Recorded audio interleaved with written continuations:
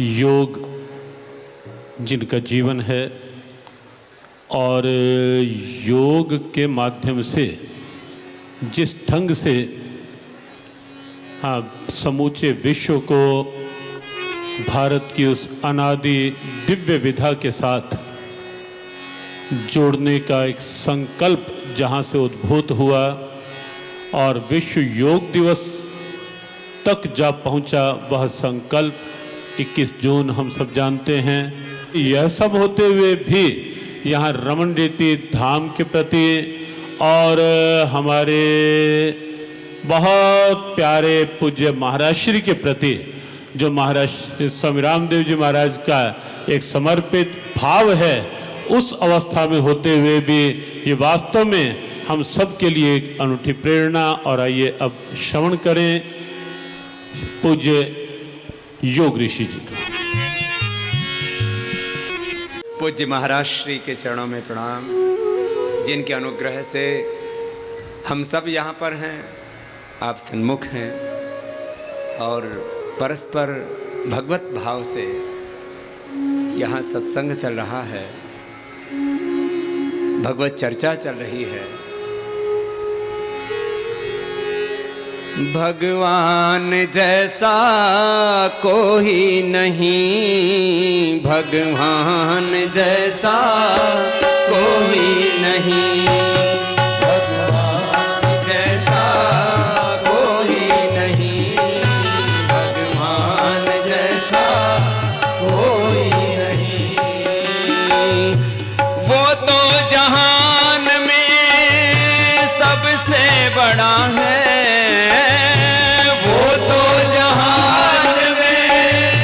सबसे बड़ा है। भगवान जैसा कोई नहीं, भगवान जैसा कोई नहीं, भगवान जैसा कोई नहीं।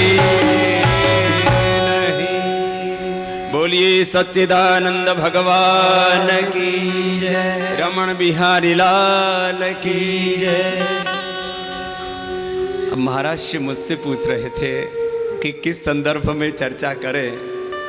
अब हम जब कुछ भी संवाद करते हैं तो सबसे पहले सबको एक बात मन में आते है कि हम योग के बारे में ज़रूर बोलें, फिर उसके साथ साथ जो थोड़े थोड़े दूसरे संदर्भ में हैं उनमें भी संकेत करेंगे।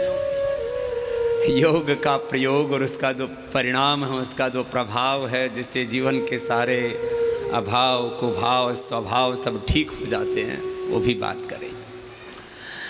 देखो, हम अपने सब अवतारी पुरुषों को, महापुरुषों को, ऋषिकाओं को, वीर वीरांगनाओं को, सब साधु संतों को देखते हैं तो एक बात जितने भी हमारे आदर्श उन सबके जीवन में समान रूप से दिखती है कि उनका शरीर, उनका शील, उनका स्वभाव, उनकी वाणी, उनका व्यवहार, उनका आचरण बहुत दिव्य था। तो एक बात मैं हमेशा कहा करता हूँ, हमारा जीवन कैसा हो तो अपने पूर्वजों जैसा हो। और यदि मूल ग्रंथों को आप पढ़ सकें तो बहुत अच्छी बात है, क्योंकि टीका टिप्पणी में गड़बड़ा हो जाता है मामला। बहुत से लोग कहते हैं भाई क्यों टीका टिप्पणी कर रहा है, और ये सारी गड़बड़ी टीका टिप्पणियों में हो रखी है।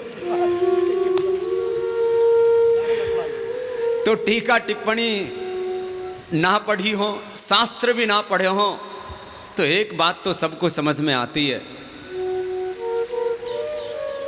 कि अपने महापुरुषों का जीवन तो दिखता ही है। और महापुरुषों को किसी ने ना देखा हो, गौतम, कणाद, जमनीनि, पाणिनि, पतंजलि, स्वामी विवेकानंद, महर्षि दयानंद, जगत गुरु शंकराचार्य, वल्लभाचार्य आदि महापुरुषों को ना देखा हो, तो हमारे कार्षण गुरु तो सबके सामने ये तो हमें दिखाई देते हैं। तो हमारा जीवन कैसा हो, कार्षणी गुरु जी। अब इसका मतलब ये नहीं है कि सबको सन्यासी बनना है, और वैसे तो वर्णाश्रम धर्म में सबको सन्यासी अंतिम आश्रम में, अंतिम अवस्था में बनना ही चाहिए। सन्यासी कौन है?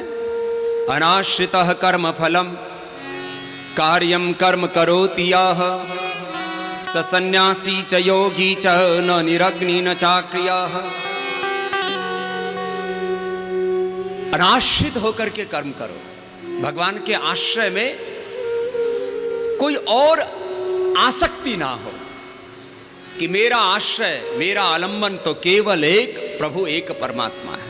एतदालम्बनम श्रेष्ठम एतदालम्बनम परम एतदालम्बनम ज्ञात्वा ब्रह्मलोके महीयते। प्रभु के सिवा और आश्रय क्या है हमारा, और भगवान से बड़ा आश्रय क्या है जिसकी सारी कायनात है।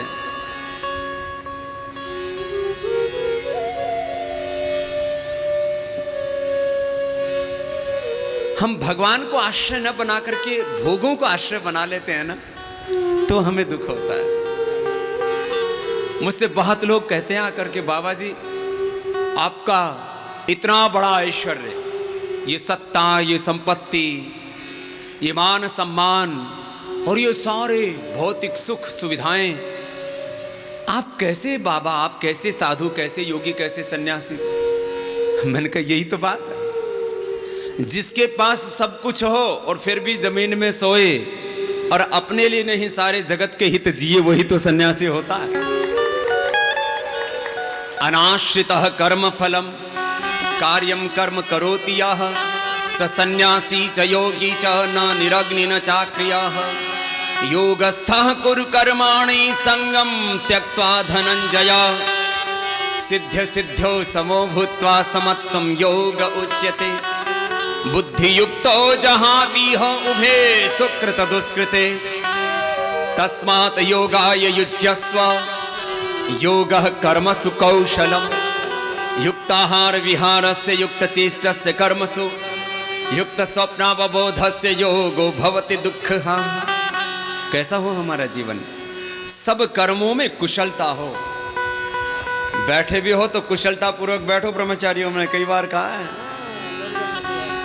यदि आप बैठे बैठे यूं झुक जाते हैं और कुछ तो सीधे फिर यहीं पड़ जाते, धरती माता को प्रणाम करने लगते, माता भूमि पुत्रो हम पृथ्वी। बैठने में भी कुशलता, सोने में भी कुशलता। कुछ लोगों को सोना ही नहीं आता, ज्यादातर लोग ऐसे पढ़ के सोते हैं।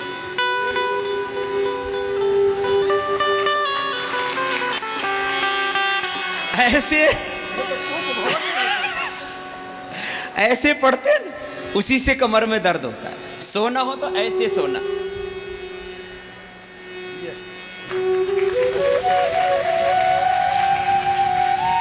साइड में सोना हो तो ऐसे, सीधा सोना हो तो ऐसे ऐसे।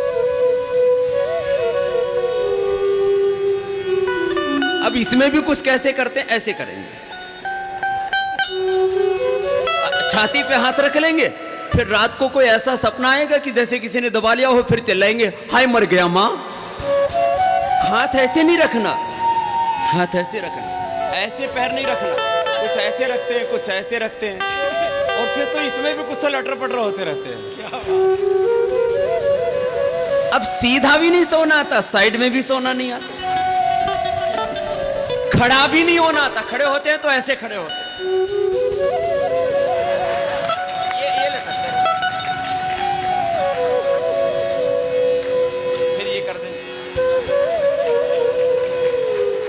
सुनो, हमको बैठना नहीं आता।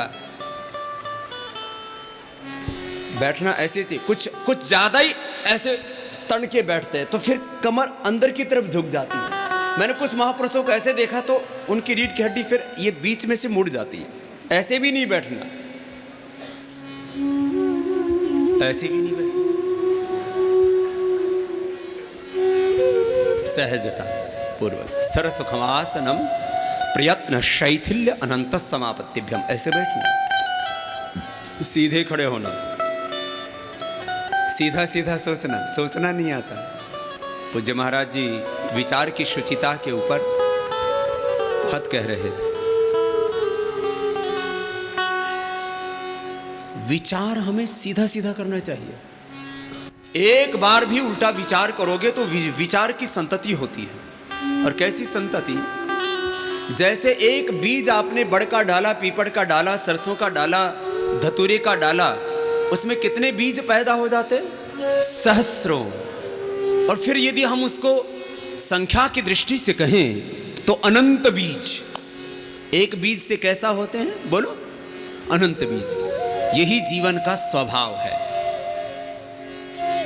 जो हम करते हैं वो हमें अनंत गुणा होकर के मिलता है। कर्म फल के बारे में बहुत से शास्त्र प्रमाण हैं, लेकिन मैंने तो यही समझा कि इसलिए बुद्धि युक्तो जहात्यो उभे सुकृत दुष्कृते, माने योगी न शुभ न अशुभ, वो तो दिव्य कर्म हो जाता है, उसका भागवत कर्म हो जाता है। कर्म की जो संतति है ना, वो अनंत है। जो हम करते हैं उसका फल अनंत है, शुभ का भी अशुभ का भी। और ये विचार से प्रारंभ होता है। थॉट्स, इमोशंस एंड एक्शंस, यही लाइफ है। जैसे होंगे विचार वैसी होंगी भावनाएं, और वैसे ही जीवन में होगा व्यवहार आचरण। जैसा होगा हमारा विचार वैसे ही होगा हमारा संसार, हमारी वाणी, हमारा व्यवहार, हमारा आहार, हमारा खान पान। थॉट प्रोसेस पर ही तो सब कुछ है। एक विचार ने मुझे एक अकिंचन को फकीर बना दिया। आज हम फकीर बने हैं। यहां सब ये महापुरुष बैठे हैं आपके सामने। जो भी कुछ है वो सब हमारे विचारों का परिणाम है, हमारे संकल्पों का परिणाम है।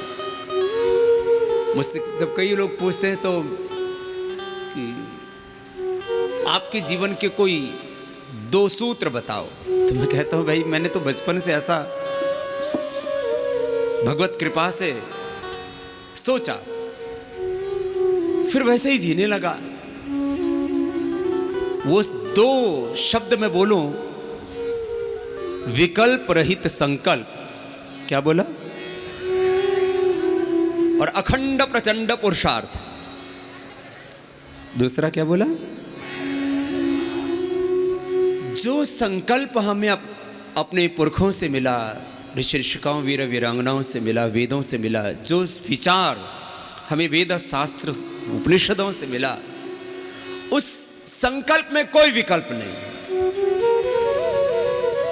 कुछ बुद्धिगम्य है, उसको अपरा विद्या कहते हैं, और जो बुद्धिगम्य नहीं वो परा विद्या है। परंपरा, beyond the body and beyond the mind, beyond the science, जो परा है, परे है, इसलिए उसको परा विद्या कहते हैं। माने जो पूर्ण सत्य है, परम सत्य है, अंतिम शाश्वत नित्य सत्य है, वो तो पराई है। इसलिए भगवान के ऐसे 2 रूपों में गिना गया। एक भगवान का ये विश्वमय रूप है, और दूसरा विश्वातीत है। इसको सगुण साकार कहो, इसको मूर्त अमूर्त कहो, इसको जो भी शब्द दो। हम सुनते तो हैं, पिछली बार में मैंने ये संदर्भ कहा था, अभी भी बोलिए मेरे साथ। यो माम पश्यति सर्वत्र, पश्यति सर्वत्र, यो माम पश्यति सर्वत्र, यो मां पश्यति सर्वत्र, सर्वं च मयि पश्यति, सर्वं च मयि पश्यति, तस्याहं न प्रणश्यामि, तस्याहं न प्रणश्यामि, स च मे न प्रणश्यति। स च मे न प्रणश्यति। कौन कहे तेरी महिमा, कौन कहे तेरी माया, कौन कहे तेरी महिमा, कौन कहे तेरी माया। किसी ने है परमेश्वर तेरा, किसी ने है परमेश्वर तेरा, अंत कहीं ना पाया। कौन कहे तेरी महिमा, कौन कहे तेरी माया, कौन कहे तेरी महिमा, कौन कहे तेरी माया। सभी समंदर सभी किनारे भी तुझ में है, सभी समंदर सभी किनारे भी तुझ में, सृष्टि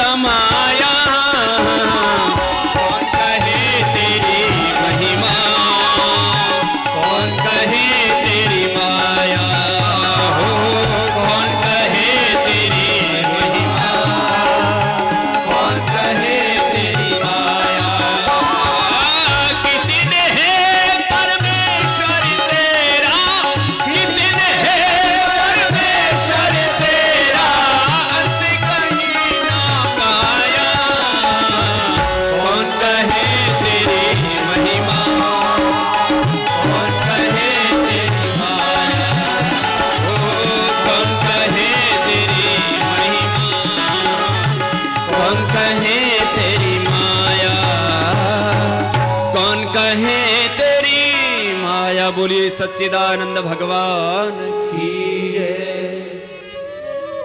सारा क्या हमारे विचारों का खेल है। भगवान को मानने वाले आस्तिक, न मानने वाले भी, वो कहते हैं हमने नहीं मानते, ये हमारा विचार है।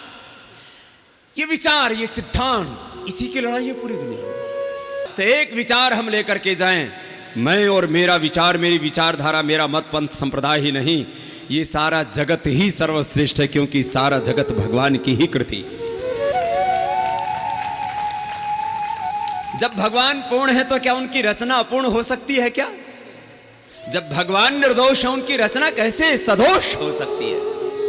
ये दोष तो सारा अविवेक और अविवेकपूर्ण आचरण का है और कुछ नहीं है।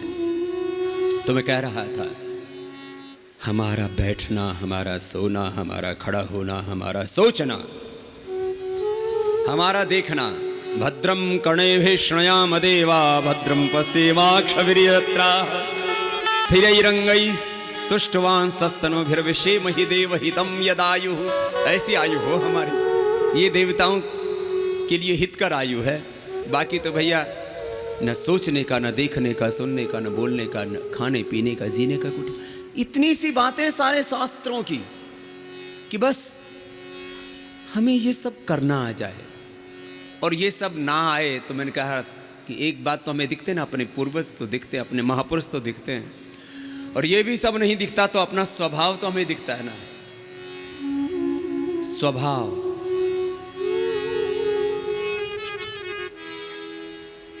किम तद ब्रह्म किम अध्यात्मम किम स्वभाव पुरुषोत्तम। किम तद ब्रह्म किम अध्यात्मम किम कर्म पुरुषोत्तम अधिभूतम च किम प्रोक्तम अधिदैवम किमोच्यते।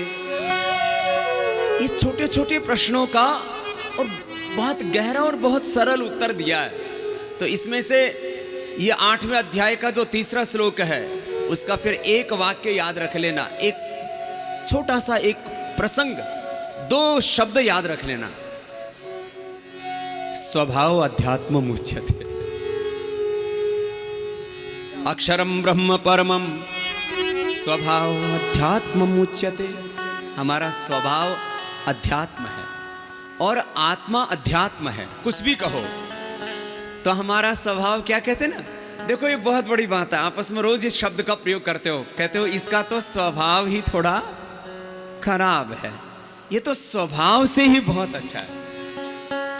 और मैं अपना अनुभव भी कहता हूँ आपसे। मैं भी एक छोटी गांव से आया, अनपढ़ माँ बाप के घर में पैदा हुआ, खेती बाड़ी की, सरकारी स्कूल में पढ़ा, सेकंड हैंड बुक लेकर के पढ़ता था, क्योंकि फर्स्ट हैंड बुक खरीदने के लिए पैसे नहीं हुआ करते थे। 5वीं क्लास तक निःशुल्क पढ़ाई होती थी, 6ठी क्लास में 2 रुपए लगे, और बाकी पूरी पढ़ाई करने में शायद 500 रुपए लगे हैं। मैंने गांव की अंधियारी धूल भरी गलियों से लेकर के चकाचौंध भरी लगभग पूर्व पश्चिम उत्तर दक्षिण, ऑस्ट्रेलिया से लेकर के रूस और जापान से लेकर के, और इधर सऊदी अरबिया और जो है पूरे मिडिल ईस्ट से लेकर के, और Africa, America, Canada, European countries, और सब कुछ देख करके मैं एक बात निष्कर्ष पर पहुंचा कि दुनिया में जो सबसे बड़ी समस्या है वो स्वभाव की है साहब। मैं छोटे छोटे बच्चों में देखता हूं, ये स्वभाव वहां से पनपता है, बीज वहां है। जो बचपन में खुरापाती होते हैं ना, आगे चल करके वही भ्रष्टाचारी, दुराचारी, अनाचारी, व्यभिचारी और राक्षस जो भी कहो वो होते हैं।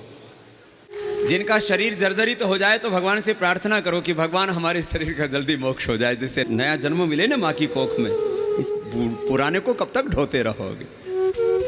और हम तो चाहते हैं कि आप योग करो, बूढ़े हो ही ना। न तस्य रोगो न जरा न मृत्यु प्राप्तस्य योगाग्निमयम् शरीरम। जो योगाग्नि में स्वयं को तपा लेते हैं उनको बुढ़ापा नहीं आता। न तस्य रोगो, उसको रोग नहीं आता, न जरा न बुढ़ापा, न मृत्यु, वो मृत्युंजयी हो जाता है। साहब ये मृत्युंजयी अभी भी हो सकते हैं आप, ऐसा नहीं है कि प्राचीन काल में मृत्युंजयी हुआ करते थे। ब्रह्मचर्येण तपसा देव मृत्युम भागनत इंद्र ब्रह्मचर्येण देवभ्यस्वराप। सुबह उठ करके, ज्यादा नहीं तो इतना तो कर ही लिया करो। धैर्यम यस्य पिता क्षमा च जननी शांति शिरम गेहिनी। सुन लो योगी की फैमिली क्या है।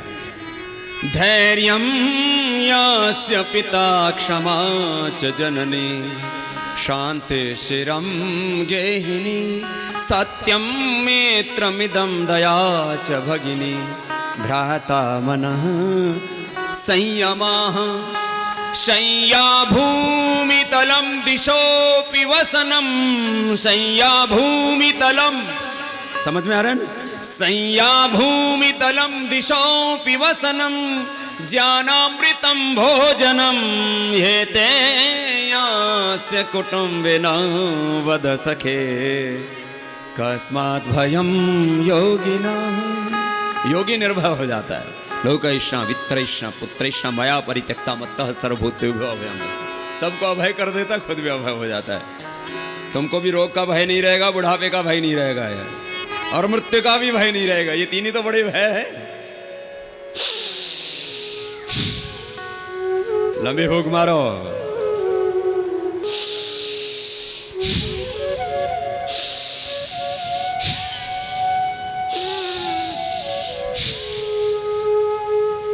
ये रेस्पिरेटरी सिस्टम की प्रॉब्लम कॉमन है। और रमन रेती में तो ऐसे भी रेती बहुत उड़ती है साहब, वो भीतर जम जाएगी यदि प्राणायाम नहीं करोगे तो। बहुत टॉक्सिन्स ऑक्सीडेंट्स हैं, बहुत नेगेटिव एनर्जी है, बहुत पॉल्यूशन है, प्रदूषण, वो सब अंदर जाकर के जमा हो जाता। हम ना पिए बीड़ी सिगरेट, वो दूसरा जो पी रहा है ना उसका धुआं अपने भीतर आता है। इसलिए कुछ पीते हैं कुछ पिलाते हैं, सबके फेफड़े दूषित हो जाते हैं। रोज 2 से 5 मिनट ये प्राणायाम सबको करना है।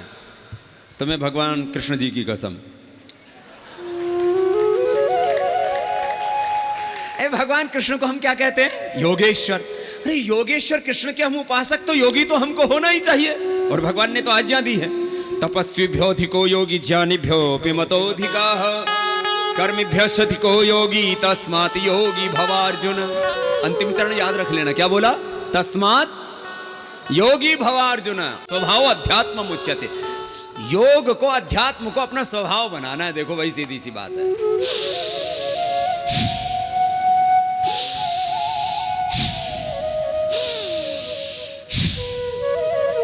रोज 2 मिनट कर लेना। श्वास, दमा, कफ, एलर्जी, खांसी, खुर्रा, ये बूढ़े तो बतासे की फैक्ट्री लगा के बैठ जाते हैं।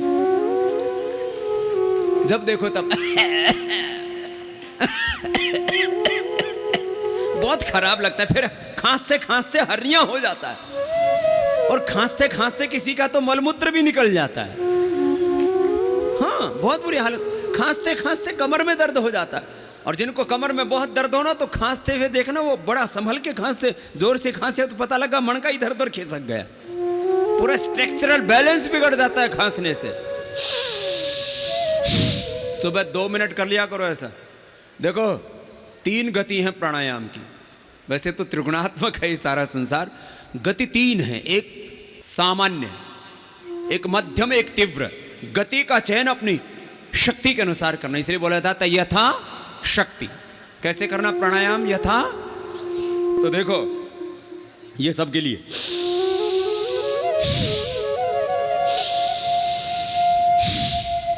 ये सामान्य हो गया, ये मध्यम हो गया, और तीव्र कैसा?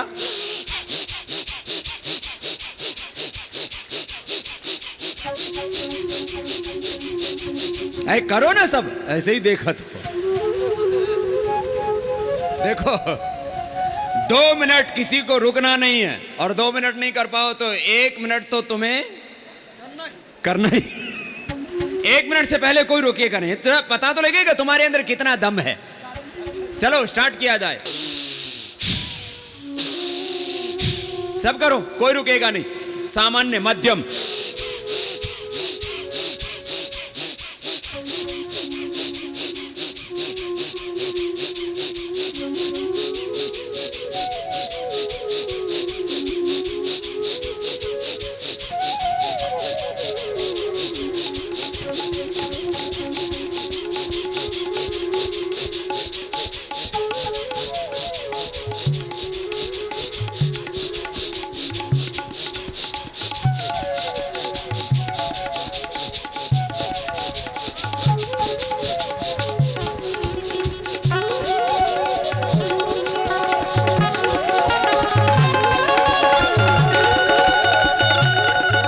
अब लंबा करो।